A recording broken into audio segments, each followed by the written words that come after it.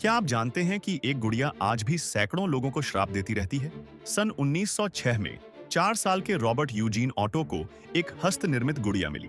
यह उनके परिवार की बहामी नौकरानी का तोहफा था, जो काले जादू में माहिर थी। 3 फुट लंबी यह गुड़िया नाविक की पोशाक पहने थी। इसका नाम था रॉबर्ट। फिर अजीब चीजें होने लगी। पड़ोसियों ने देखा कि जब घर में कोई नहीं होता तो रॉबर्ट खिड़कियों के बीच घूमता रहता था। यूजीन अक्सर गुड़िया से बातें करता था और रॉबर्ट अलग आवाज में जवाब देता था। फर्नीचर उलट जाता था। बच्चे घर में आने से डरते थे।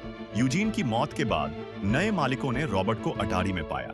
वहां से हंसी और कदमों की आवाज आती थी। आज रॉबर्ट की वेस्ट के एक संग्रहालय में बैठा है। आगंतुकों को उसकी तस्वीर लेने से पहले विनम्रता से अनुमति मांगनी पड़ती है, वरना श्राप लग जाता है। हर साल सैकड़ों माफी के पत्र आते हैं। लोग रॉबर्ट से गुहार लगाते हैं कि वो अपना श्राप हटा ले।